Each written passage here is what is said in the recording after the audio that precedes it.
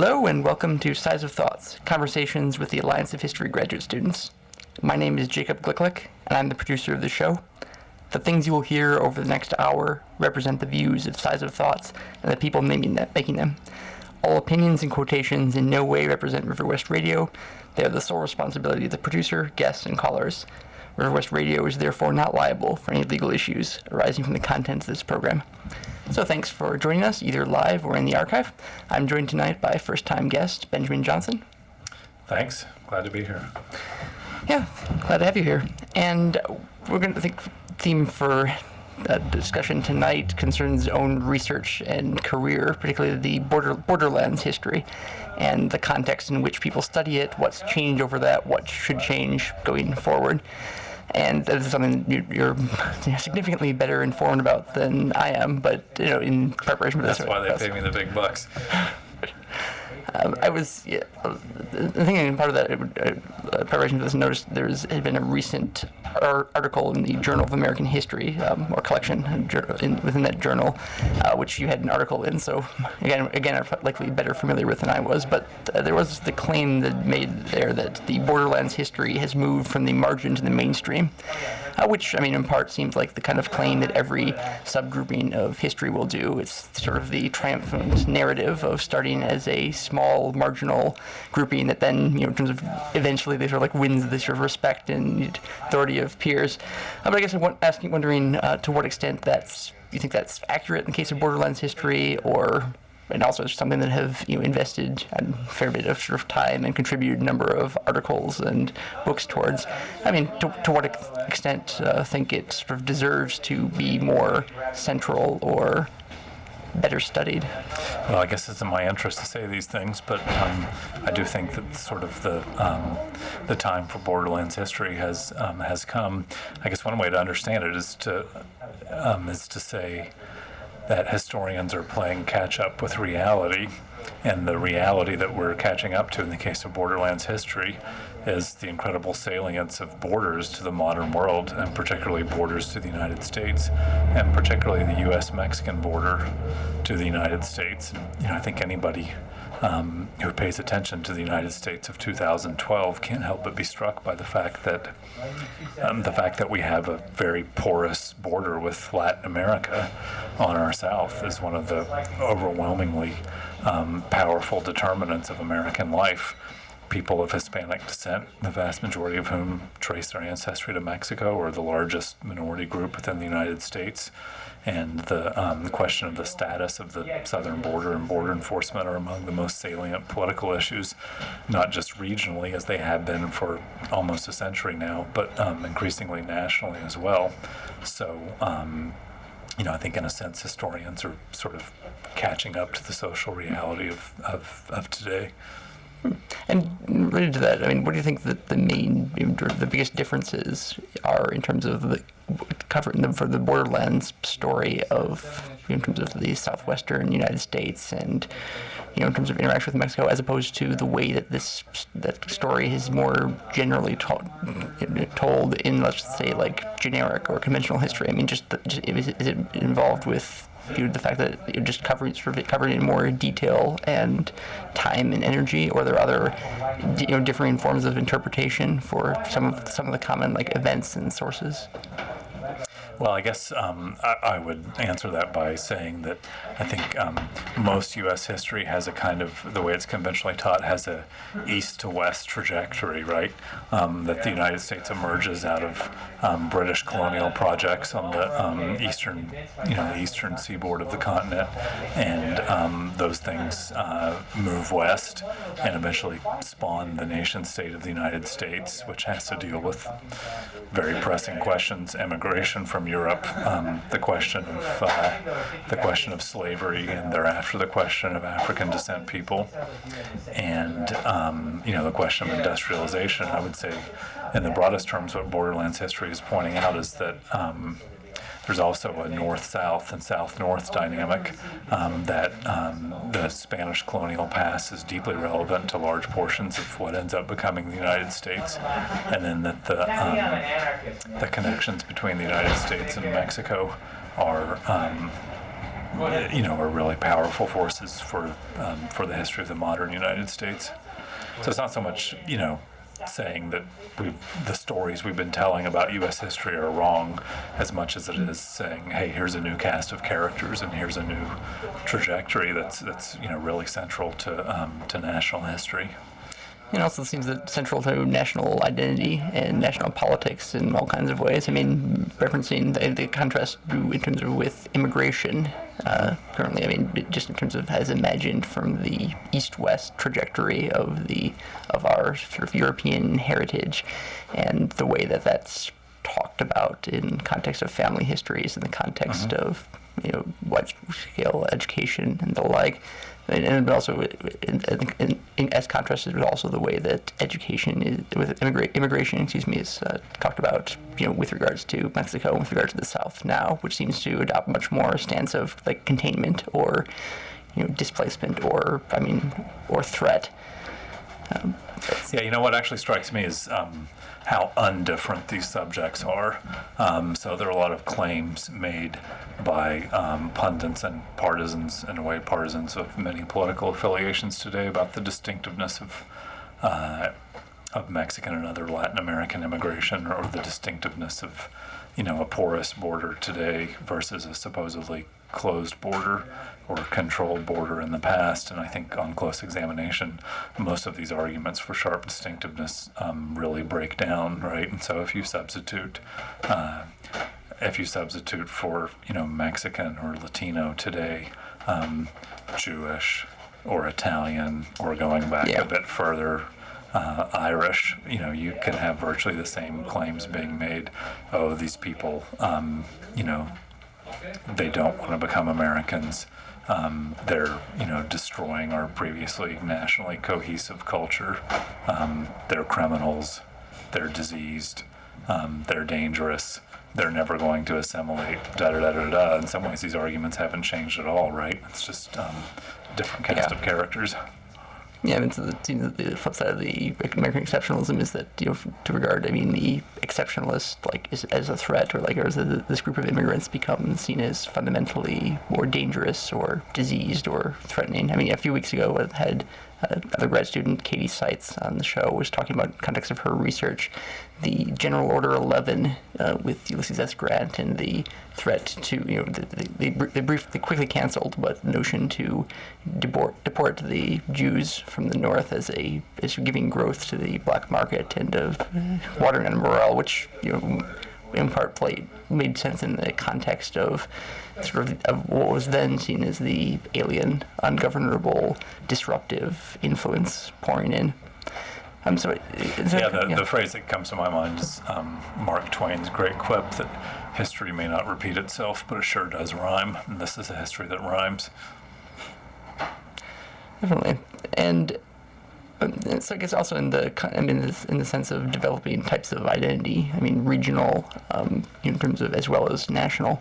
I guess maybe you could provide more context of, how, in terms of borderlands contestation and, both the realities of where the border functioned or didn't function of it, and then how it was defined in American consciousness. To what extent was, thinking, I guess, Texas as, the most, in terms of famous or idea, or at least one I'm best acquainted with in terms of a sort of regional, in terms of counter against Mexico, that a type of communal identification beyond even just being American, but also, across the American Southwest. To what extent does how precise, I guess more precisely, does identity form out of kind of a awareness or imagined awareness of being on one side of the border? Sure, yeah. In some ways, I think, from a dominant American or Anglo-American perspective, the interesting thing about the border and the Mexican descent population that's incorporated into the United States and that then, over the course of the 20th century, migrates quite heavily into the United States is not so much that Anglo-Americans had thought a lot about these questions as they had about, say, the question of slavery and the question of blackness, but rather the extent to which white Americans had not thought about these questions and were not prepared to deal with them. If there's one sort of border story that has become canonical within kind of U.S. history and U.S. folklore. It's the story of the Alamo, and that story has two strong valences. The first is that innocent white people were the victims of scurrilous Mexicans who were attacking them for no apparent reason, and the second is that the larger trajectory of the story was to suggest how inalterably different Anglo-Saxon and Latin American civilizations were from one another, and how the supposed freedom of Anglo-America came from decisively breaking with the trajectory of the larger trajectory of the hemisphere, with becoming independent quite literally from Mexico in the case of the Texas Revolution. I think that's a story that I've predicted the demise of that story as the United States becomes such a heavily Latino nation, which has yet to happen. But that's a story that doesn't prepare us at all to explain, how up to a quarter of U.S. citizens by 2050, the Census Bureau estimates will claim Hispanic descent. Yeah, it seems. I mean, the Alamo myth, or the culture of like telling the story of the Alamo and repeating and in terms of endlessly. I mean, seems just partly the strong noted similarities to. I mean, both the notion of the Persian War as most recently recounted in 300, but as the bold stand by Spartans against Eastern hordes, or also I mean a slightly closer combined Rorke's Drift in the British Empire. I mean, all notion the idea, I guess, the emphasis on being outnumbered by surrounded and completely destroyed. I mean, this is the two of the great stories of the U.S. West are the Alamo and Custer's Last Stand, where white people are not only the victims, but lose catastrophically and are slaughtered to the final man. I mean, if those were the only two stories you would think that the United States never actually conquered most of North America. Yeah, or even that the United States had ever been involved as in a military conflict as not being like the underdog. I mean, it's exactly and right. that also shapes. I mean, even the way I think World War II most famously gets told of it as almost always a sort of the small group of Marines storming in beaches and outnumbered by opponents, as opposed to winning through greater numbers and greater industrial strength. And then usually that. There's kind of dialogue on this issue. They sort of claim that it's kind of, well, yes, on some level this isn't historically accurate, but it's easier for people to identify with the small group as opposed to a larger faceless horde. I mean, kind of the discourse of inevitability in this, but right, yeah, it may not be historically accurate, but it's a myth in the sense of being a story of national origins and an explanation of who you think you are. And particularly for American context, whereby I guess the dynamic of like being outnumbered, makes it almost like it's inevitable if you're telling the story in that way that you are going to be in terms of individuals as against the larger faceless horde, which seem or at most, I mean, perhaps the one in terms of charismatic and dangerous leader of the opposition that needs to be defeated.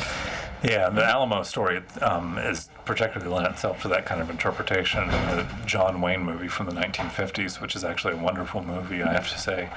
Is really all about the Cold War, and the Mexican army are, really represent the Soviet Union. They're clearly totalitarian. The, individual rights are subordinate to the group. There's a military dictatorship, and the Americans embody popular sovereignty. And I guess off that question, I mean, other patterns that noticed in terms of like the cultural legacy of like depicting, I mean, Mexicans or depicting in terms of South Americans more generally, like in the American consciousness. I mean, either as the stand-in for, as I mentioned, like the Cold War context, or other kinds of. In terms of patterns, I mean, I guess from in both like 19th and 20th century. I mean, what are the other? Yeah, in terms of cliches? patterns, I mean, I think the cliches are, the sort of dark, sinister figure like Santa Anna, who, at least where I grew up in Texas, is the only, Mexican historical figure that non-Mexicans are likely to have any sort of familiarity with.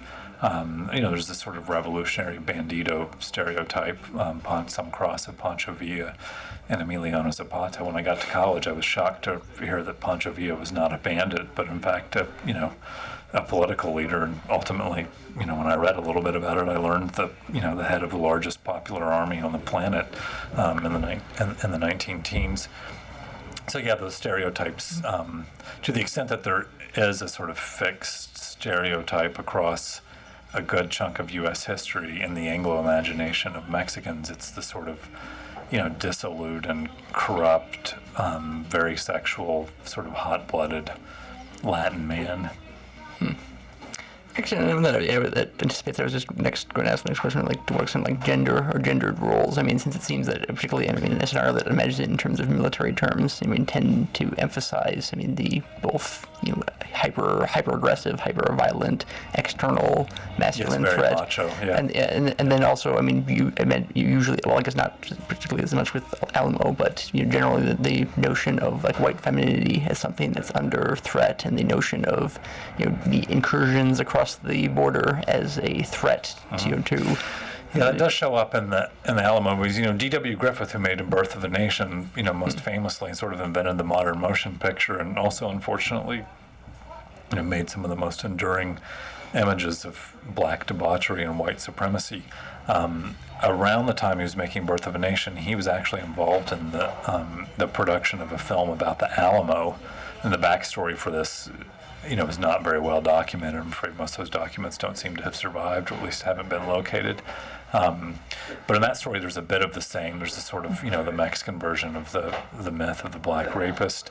On the other hand, though, this is one of the striking differences, I think, in Mexican-American history and borderlands history as compared with African-American history, and, one of the other great race questions that has run through U.S. history.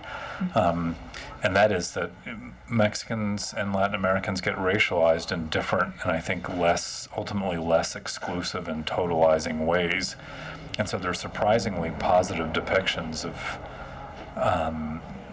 Latino femininity and Latino female sexuality going back to the 19th century that, sometimes can be a bit lurid and, depicting these women as, more sexually promiscuous and more sexually interested than white women, but also often portrays them, in quite positive ways. And this actually reflects the longer history of socially sanctioned and, legally permissible and sometimes socially acceptable marriage between Anglo men and Mexican descent women, particularly, as one might suspect, upper-class Mexican descent women.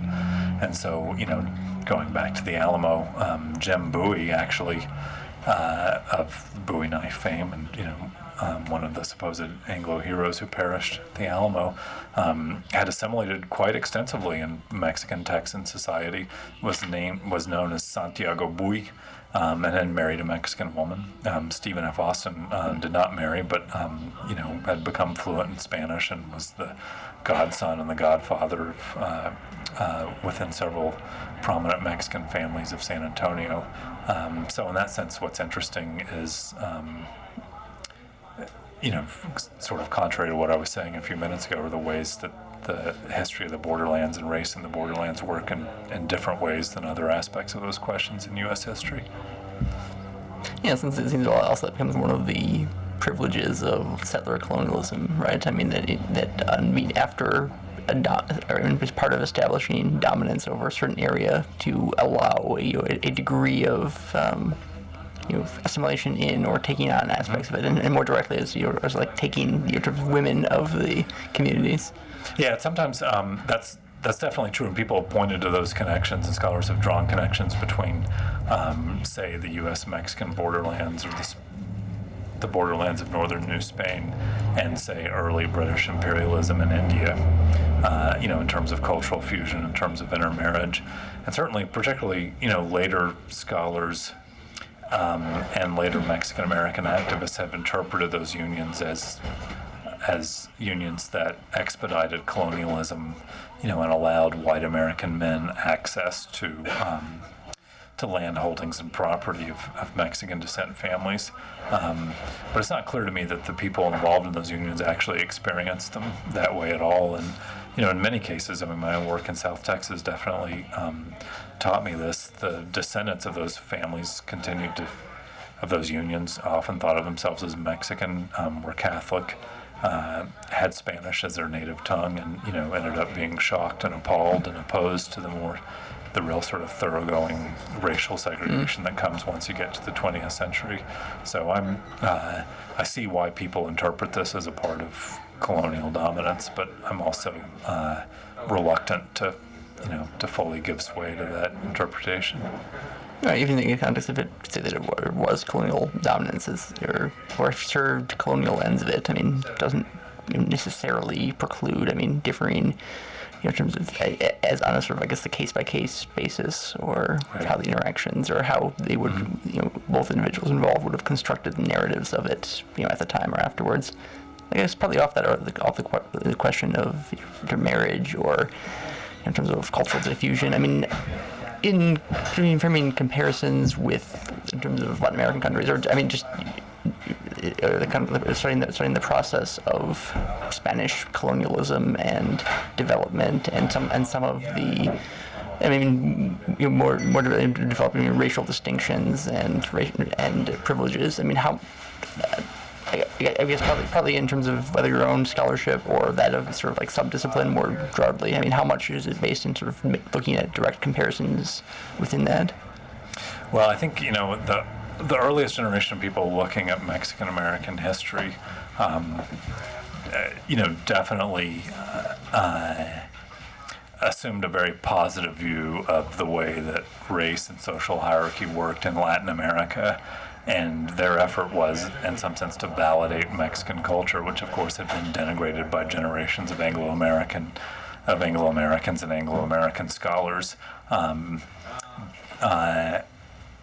People from Mexico or elsewhere in Latin America tended to take a much more critical view of their own cultures, and as a number of my Hispanic students have pointed out, the question of whether 19th century Texas or 19th century Mexico was a more racially exclusive society struck them as very much an open question.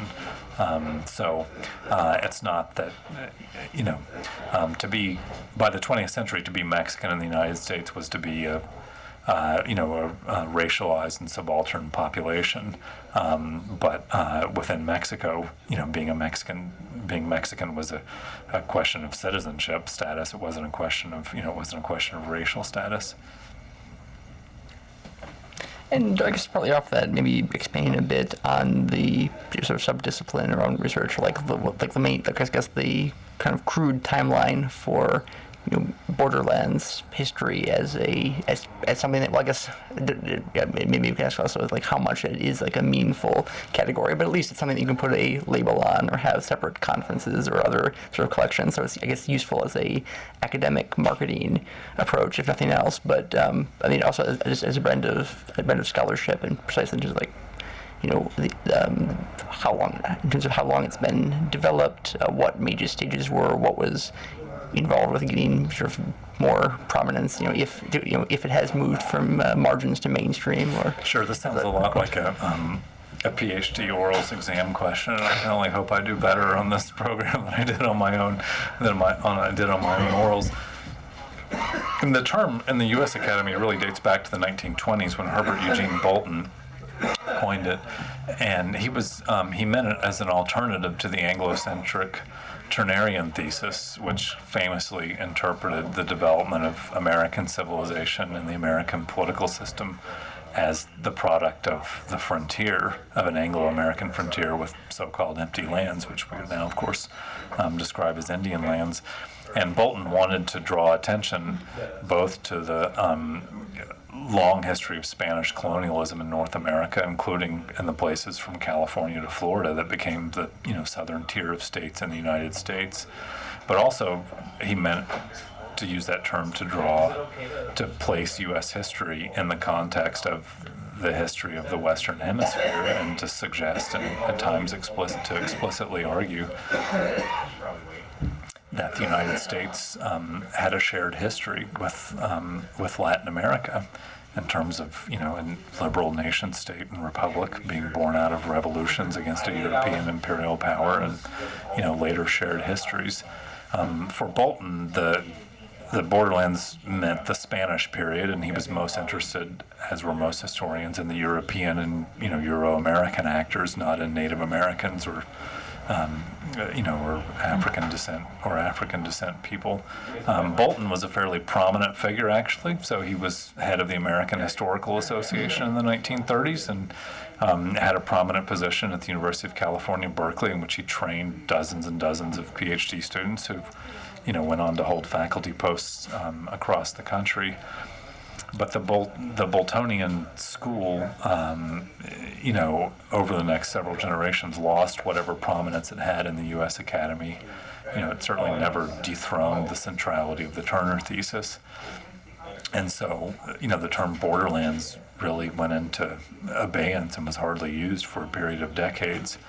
And I would point to the sort of resurgence of borderlands history as happening in the 1970s, with both the continuation of sort of Bolton-style studies, right? And one of the chief architects of those was my late friend and colleague at Southern Methodist University, where I was before I came to UWM, David J. Weber, but also with the emergence of Mexican-American history.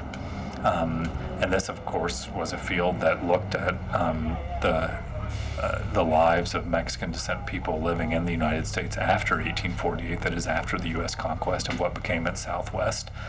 And so it differed from Bolton, had a very different political valence. It stressed that period after 1848, whereas Bolton was interested in the colonial period, but it suggested the continued relevance of essentially the Latin American past of the United States.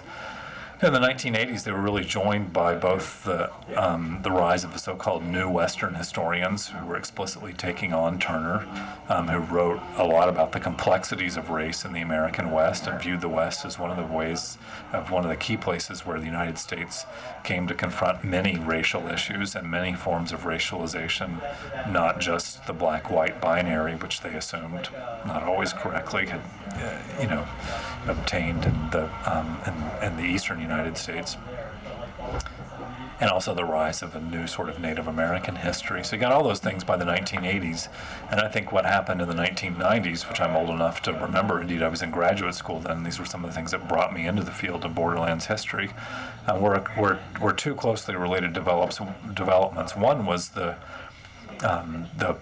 porousness of the southern border, right, and the prominence of debates over border enforcement, immigration, the rise of Latino population, etc.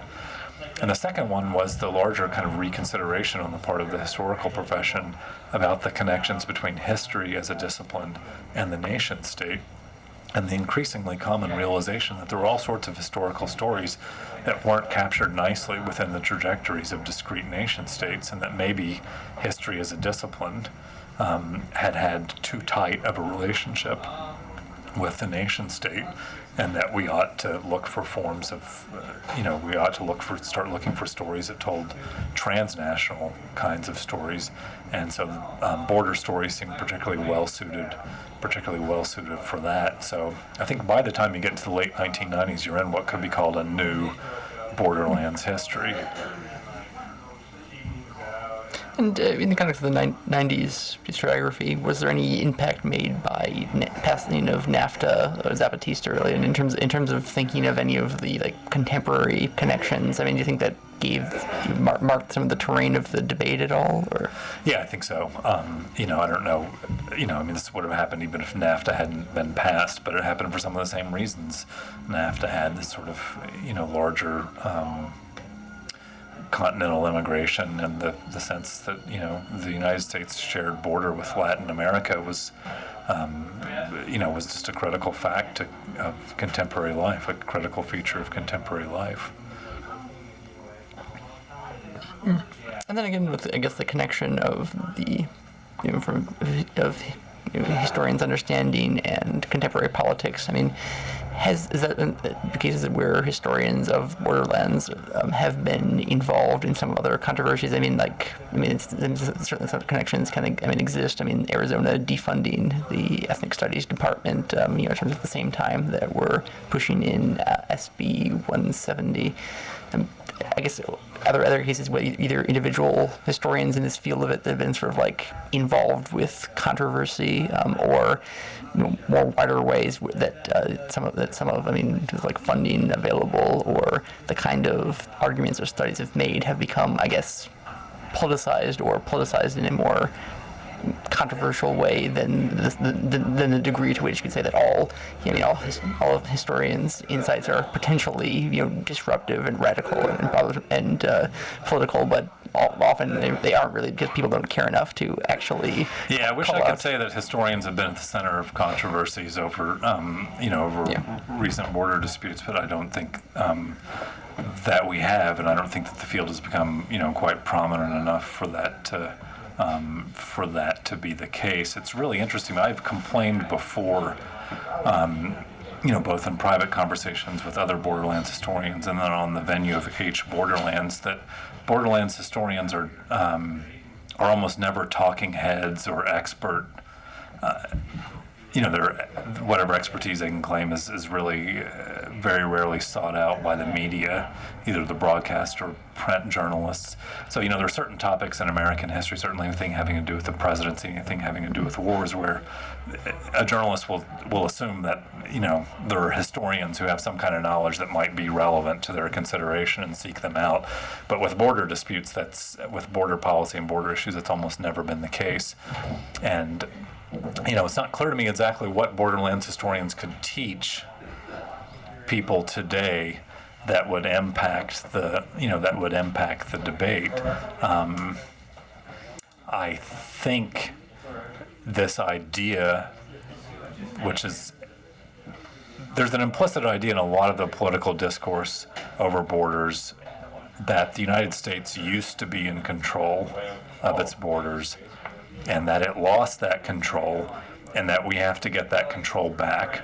And so if you look at the way both Democrats and Republicans, and both the Obama administration and its sharpest critics from the Tea Party wing of the Republican Party have approached the question of what to do with the 12 million or so people who are living in the United States illegally, they both seem to share this assumption. And the idea is that whatever path to citizenship, if any, that's going to be provided, it's also going to be accompanied with increased border enforcement, with the building of larger and larger walls, with the application of more and more sophisticated technology on the border, with the increase in deportations, which the Obama administration has far outpaced the Bush administration in terms of the number of people it's deported from the United States. Most, but not all of whom have been deported to Mexico or elsewhere in Latin America. And I think if you look at the history of American borders, you just have to say that the American state has never been in control of its borders. It has never been able to prevent goods and people who wanted to cross from crossing. So, for example, the first, one of the things I found out from the study of Borderlands history was the most intriguing to me was that the first so-called illegal aliens in the United States were actually Chinese, who were forbidden from entry under the provisions of the 1882 Chinese Exclusion Act. And that act did succeed in reducing the total amount of immigration from China, but it was, in the end, no more effective in halting immigration entirely than anything we've done in the last 20 years, and that these migrants would go often to both Canada. Yes, there's a northern border to the United States, something Americans quite often forget, but the Canadians never do. Or they would go to Mexico, and they would cross into the United States, and indeed, in the early 20th century, the way somebody from China would cross into the United States, if they actually met a border agent of the U.S. government, they would try to dress like a working class Mexican, and they would mutter a few words of Spanish, and they would generally be let right into the country, which is not a tactic I would recommend to anyone trying to cross into the United States today. So perhaps another point that Borderlands historians have to say to contemporary policymakers is how dramatically border relations and border enforcement have changed. It also seems that by the same token, I mean, token as much as a lot of identity and policy, both state and national, relies on the idea that we should be doing as much as we can to make the firm border, to make the strong wall, or I guess making the electrified fence, as was suggested in the Republican primary debates over a year ago. I'm afraid I missed that one, but I certainly believe it. Yeah, one of the highlights, I think, of that particular freak show. But more, there would be. There were so many. Also, but that's not doable, or in the broader run even desirable, because for the same token, our own economy is becomes reliant upon immigration, but it does serve, I guess, a few particular ends to make that be, in terms of seen as a more vulnerable population that can more readily be, brutalized and exiled, as needed, and just also the political ends done by that atmosphere of paranoia. And well, that's. Yeah, I think that's another thing that the Borderlands historians have been able to show, is that although the U.S.-Mexican border, like other international borders, is a place where two nation-states meet, these nation-states are hardly... That's right, yeah. Is there a caller on the phone?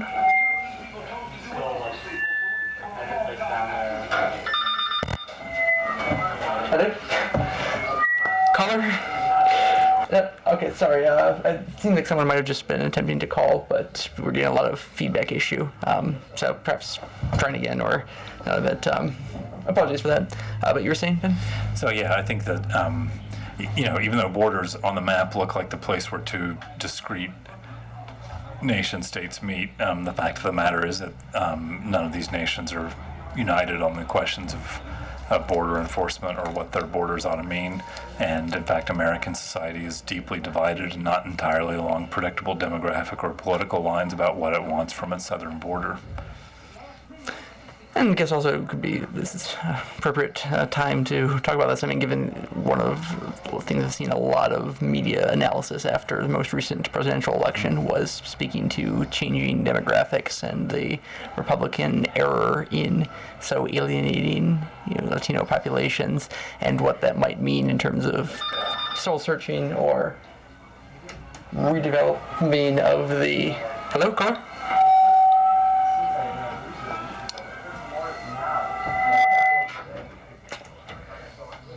No, again, sorry, I think we're going to have to, seems to be having whatever technical issues and attempting to call in. I'm not, able to for this episode, apologies.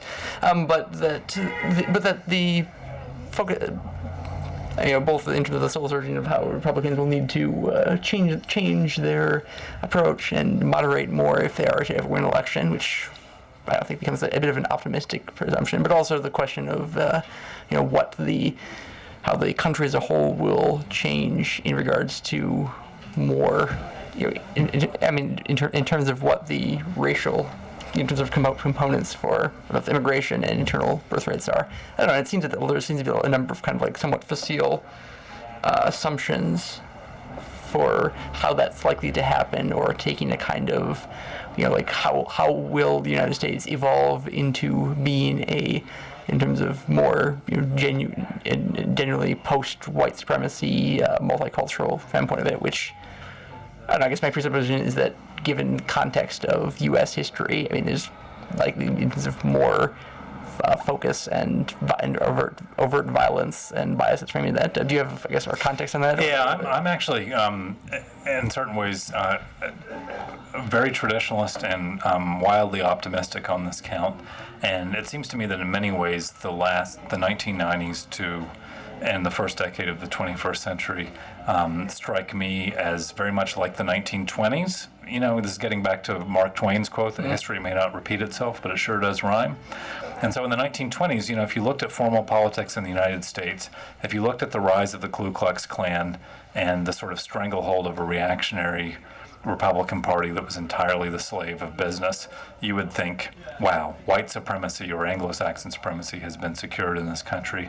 And I think, similarly in the last 20 years, if you looked at formal policy, if you looked at vigilante groups like the Minutemen, if you looked at the rise of all this massive border enforcement and personnel and infrastructure, you would think, wow, this is a new period of, if you looked at all the viciousness against Latinos, you would think this is a new period of white supremacy. I think if you actually look on the ground at sort of social and cultural reality, though, the forces of reaction have already lost. This is already a profoundly different country. In terms, no one's going to deport those 12 million people. They're not going to go anywhere. As a failed Democratic candidate for the Texas governorship said several years ago, the United States can't even evacuate 300,000 people out of New Orleans before Katrina. The thought that we're going to be able to deport 12 million people is just ridiculous. If you look at rates of intermarriage, this gets back to one of the differences in the historical experience of racialization between Mexican descent and African descent people. 40% of Hispanic descent people born in the United States marry out, mostly to white Americans. These race lines are just not nearly so sharply drawn in people's lives, in people's daily lives, and people's social lives as one might think. Yeah, I guess there can be some of those components that are usually more encouraging and productive. But I guess also, coming back to the point made before of how Obama presidency's rate of deportations of actions against what's defined as the illegitimately existing people here, I believe over 1.2 million people deported, strengthening of ICE's both sort of reach into the operations, which it also isn't something that's being talked about hardly at all. And wasn't in the last election cycle, even to the extent that say a few other things that were disquieting by the Obama administration. Yeah, that's right. Yeah, that's right. So that's saying that there's not even just the Minutemen and sort of the overt things, just like in the context, it wasn't ultimately really the Klan, except for the periods where the Klan was, socially accessible enough that you didn't need to put the hoods on, since it was everyone prominent in the community. The real, damage seems just by the assumptions made by whatever the collective norms are. Sure. By collective policies. Even just the idea of the incompetence of government authorities to not be able to fully in terms of regulate or deport by that numbers. Although I guess in the context of of the early 1950s, our Operation Wetback and Rock Hero program, doesn't seem that potentially, if there was enough inflaming of rhetoric or perhaps a white population that was the minority in terms of absolute terms, but still majority in terms of access to resources and power, felt threatened enough that there might, in terms of the extension of that kind of overt fascism on larger components. I guess I should say, I don't want to be too optimistic, right? And certainly the sort of terror and fear that has been brought by this kind of an immigration enforcement to the lives of millions of people, needs to be considered, and we shouldn't be flippant about that. And I think that the legislation passed in Alabama, which is what Mitt Romney was referring to when he talked about self-deportation, basically scaring the hell out of people so much that they're willing to go back, or in the case of many of them, go to the first time, for the first time, to the countries of their origin or their parents' origin. That should definitely be remembered. At the same time, I think those efforts are failing, and clearly in the case of the Obama administration, in terms of formal policy, they couldn't get the DREAM Act through Congress. The DREAM Act would have provided a path to citizenship for a large proportion of people currently in the United States illegally, but the administration turned to essentially try to do something similar through its own administrative practices and through basically not prosecuting people who hadn't been involved in some kind of violent crime simply for being in the United States illegally. And I think that the Republican Party has taken such a clear shellacking that even they recognize like there needs to be a path to citizenship. This is one of the counts on which I'm really a traditionalist, right? I think, one of the animating intellectual forces of the new Borderlands history was this kind of critique of the nation state and this critique of history as a discipline for being too closely allied with the nation state. And often this went with the, critique of nationalism and the nation state altogether, and not just in an intellectual but in a political sense. So people validating, transnationality as a way of life, people, scholars pointing out the, vicious and ethnic and racial aspects of, particularly of U.S. nationalism. But in this sense, I'm really a traditionalist. I believe in American nationalism and I believe in citizenship. I just believe in a liberal and encompassing version of those things. And I think what we're going to see in the next decade are millions and millions of people who have been excluded from citizenship, who are going to be given the protections of citizenship and the political rights of citizenship. And in that sense, I think that this is another count on which I think that the history of Mexican descent and other Latino populations in the United States is going to end up looking more similar than different to the earlier histories of mostly European immigration, in which some form of assimilation, or at least acculturation, and some form of incorporation into the body politic of the United States was the primary result or the main thrust of the story. And I think for all we think that we're living in an era of unprecedented globalization, I don't think that larger trajectory of that story is going to end up being particularly different.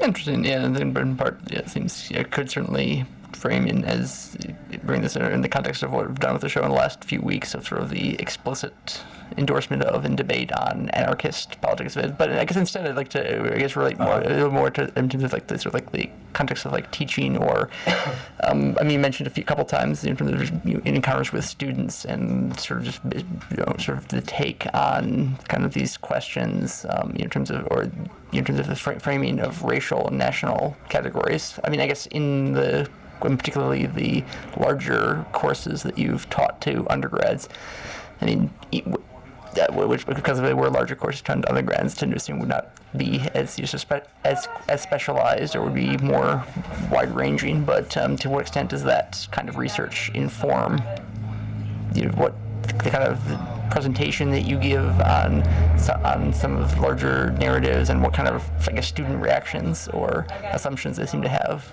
Sure. I mean, I certainly try to bring these things into the classroom, and for example, when I teach a U.S. history survey, I talk about Spanish colonialism and talk about the U.S.-Mexican War, I think quite a bit more than they're used to hearing.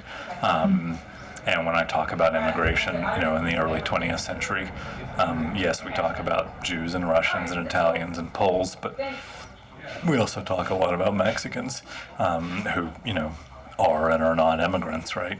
They're also, incorporated in the process of U.S. expansion across the continent.